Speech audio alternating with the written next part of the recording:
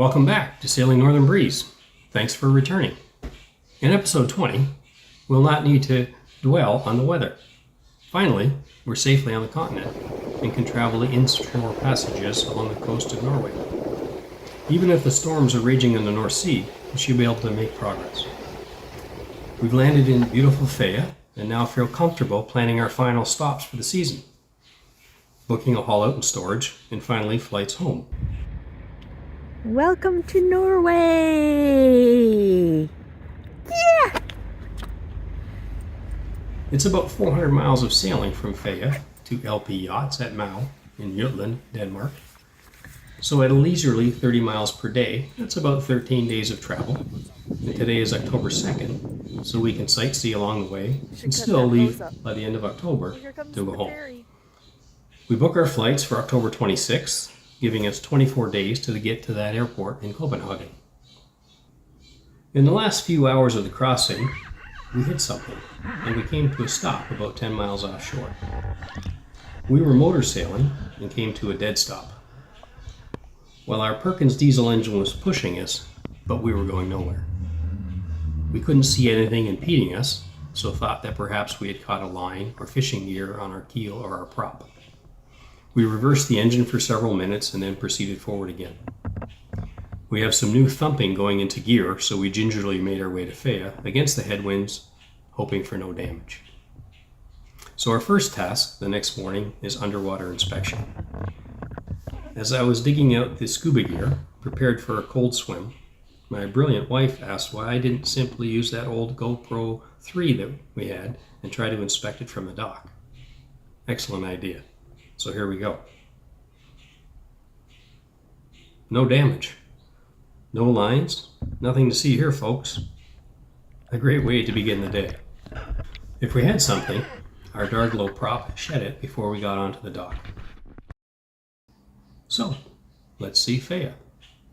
It's late in the season, so yachting facilities are closed, but it's still a lovely town to relax for a couple of days.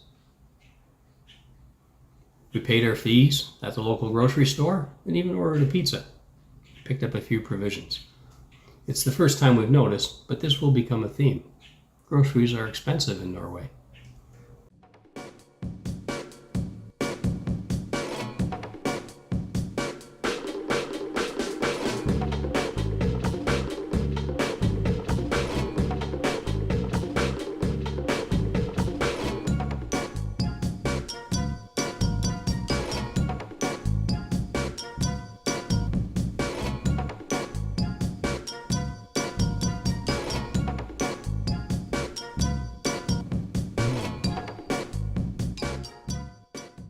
On October 4th, we head south to Bergen.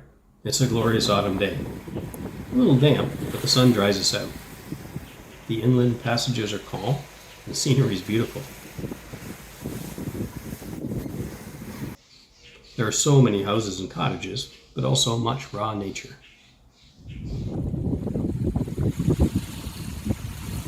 Welcome to Bergen, Norway. It's time we made it.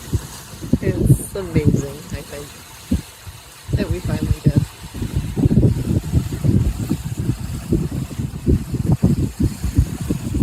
I think they like Ferrero Rochers. Their architectural style. I'm down this 30-mile fjord. About 11 degrees out. It's rained on and off. More rain coming right there. But the brilliant part is there is also the sun.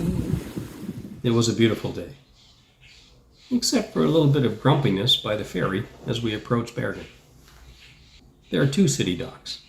The first, as we come to town, is the one used by recreational boaters, and the second is the commercial dock. The ferry from the Hintergruten line was apparently worried that we might be going to their area in the commercial docks and gave us 5 long blasts on the horn to warn us out of the way. How rude. We were no way going to be in their way. Bunch of grumps. Well, it is October 4th, 2023, and here we're sailing into Bergen, Norway. Amazing. We finally made it. We are so excited. It was a pretty easy sail in up the fjord from Fedje, or Fedje, and we should be in dock shortly.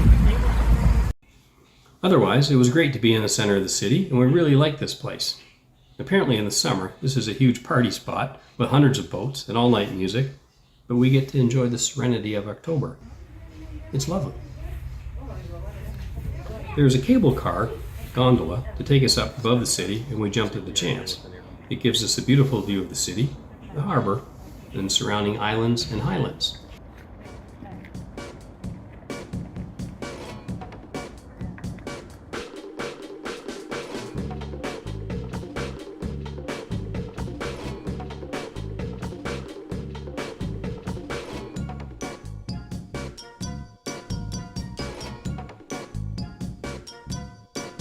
Beautiful views and many hiking trails.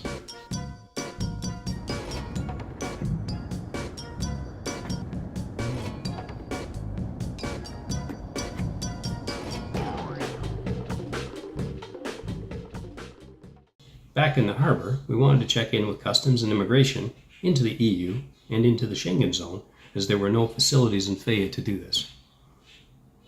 We spent much of 3 days visiting 3 different police stations and an immigration office, and blew several hours of our time with no luck at all. We weren't able to check in. This is only a worry at the end of our trip, as we've just arrived from the UK, so are limited to 90 days in Schengen from October 1st when we arrived here. However, as we can't check in, we're somewhat worried about what will happen at the airport when we try to fly out. They could fine us or bar our future return if we exceed the 90 days in the zone. We don't intend to, but we have no proof of the date that we arrived now. Bummer, no luck here. We'll have to try again. On a positive note, as skiers, even in Canada, we're familiar with Dale of Norway sweaters, or jumpers as they call them in the UK. So we book a ticket to Dale on the local train. We are quickly corrected on the pronunciation at the train station. It is Dale, not Dale. They're not Dale of Norway sweaters here. We enjoy a nice train ride and pick up a few lovely sweaters at the outlet store in this small town, Score. They've been in business for over a century, notably making Olympic uniforms for several nations over that time. They're amazing. And at the outlet store, they're at a price that we can afford. Back in town, on the side of town near our dock, is a funicular train that takes us up this side for more lovely views. Then we decide to hike back down.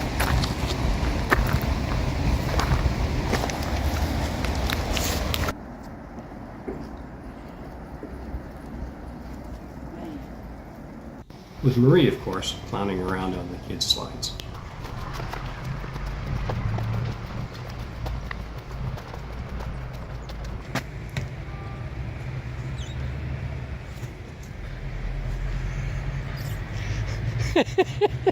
Well, fast it wasn't, but it wasn't walking either. 3 days wasn't nearly enough in Bergen, but we're on our way south onto Moster. We'll definitely need to return here one day. Bridges are always a little nerve-wracking. I'm never confident that we'll not hit them. Good morning. But my fear is unfounded and we easily clear. We see more islands, cottages, and bridges. This is a beautiful cruising area. We could spend months here. Today is October 7th, and we have left Bergen, which is awfully sad. There's more that I wanted to do there, but we're chasing the weather. We find a friendly reception at Moster after tiptoeing through the rocks on the way in, and have a nice night. The next day we experience a little of the North Sea again before ducking back inside the islands, but the sea is calmer today. It's nice. We make our way into the protected waters of Karmsunduf Sound through the industrial town of Haugesund. This town services the offshore oil and gas industry with many ships and rigs of all types moored here awaiting their next job. We continue this day on to Stavanger for our berth tonight. Stavanger is another town that serves the oil and gas industry. Lots of ships here. This is October 8th, and we are coming into a small town in Norway called Tanager. And as you can see, it is pretty small, but it has a nice marina inside. It's been a non-eventful day. We've come 52 miles today, and yeah, look at the North Sea. We could have only, well, actually a little more wind than this we could get. This has been a really slow crossing, but nonetheless, you can see over there, maybe in the far background, there's an oil platform. So they're all over the place out here. These small towns survive based on the oil industry and, of course, the fishing and marine industry. Our first close-up look at Tanager.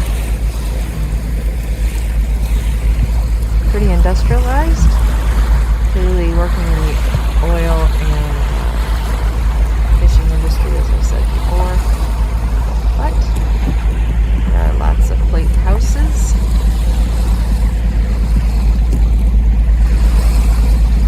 As we see those masts over there, that's where we're going to go park for the night.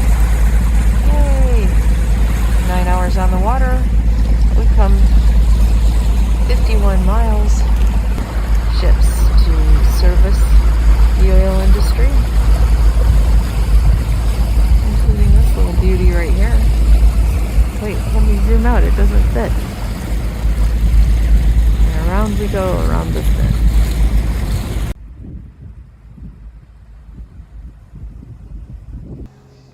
It is a nice berth, and the hotel nearby has a restaurant, so we treat ourselves to dinner out. It's going to be a good night. I once heard, however, if you don't have anything nice to say, don't say anything at all.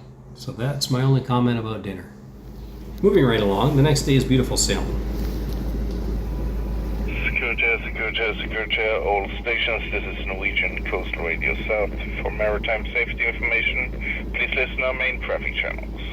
Alle båter och kystvarar sör för maritima säkerhetsmeldingar, lyft våra arbetskanaler. It'll be a long day, so we're off the dock at first light around 7 a.m. and make many miles down to a surprisingly charming bay. We made 63 miles today.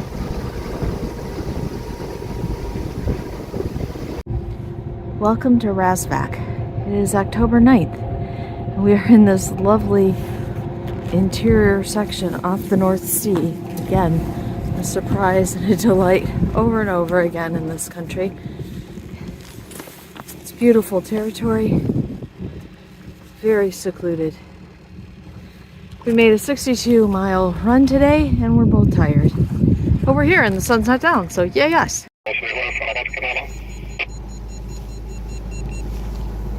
This is Rasvag. It is a double harbor, or a bay within a bay, so very well protected.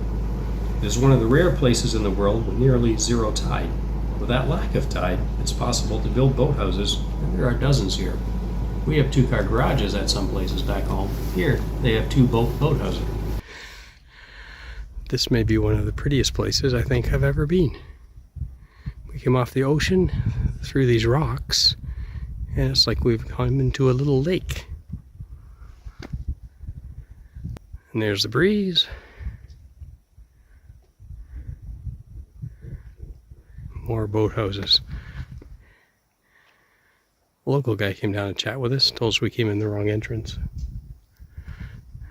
And said there's no tide here. That's why they can have all these boathouses. It's a zero tide area. One other sailboat. That entrance apparently has bedrock on both sides. We narrowly made it in. On the other side of this house, there was a little entrance that looked to be about 4 meters across. He said that's the proper way in. So we'll exit out there in the morning. Anyways, an amazing place. What an oasis.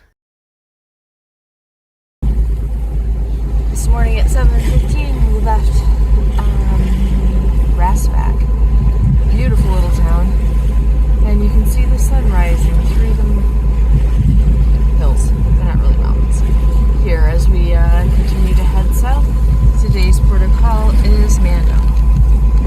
The next day is cold and wet.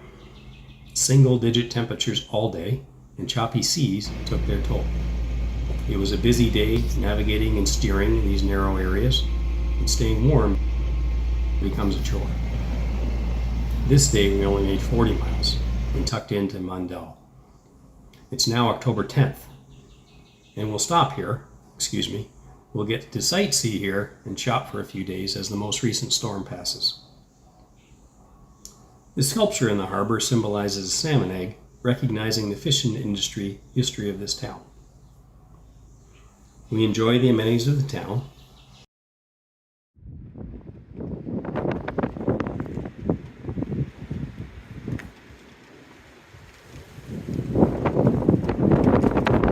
That is the Denmark Strait Sound. And even though it doesn't look like it's very bad out there, there are whitecaps. And the wind is gusting to 42 knots.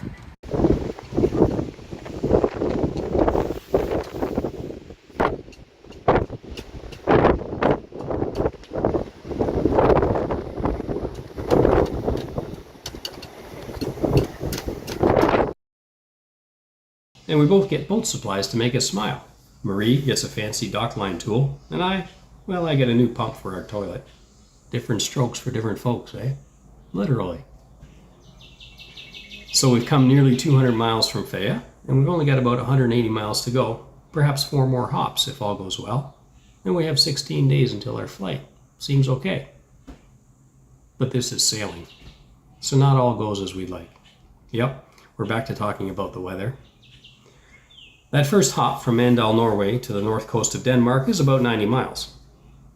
With less than 12 hours of daylight now and heavy seas, we can't cross this very busy channel in daylight. If we make 6 knots, it would be about 15 hours. At 5 knots, which is possible given the sea state, it would be about 18 hours to cross. We'd either be arriving in a new port in the dark, or we'd be sailing across this major shipping channel through the night. We have decisions to make. Plan B is an alternative, but it will take more days. Which choice would you make on this Friday the 13th? So we'll see you in episode 21, where we'll wrap up this season and we'll start showing some plans for 2024. See you soon.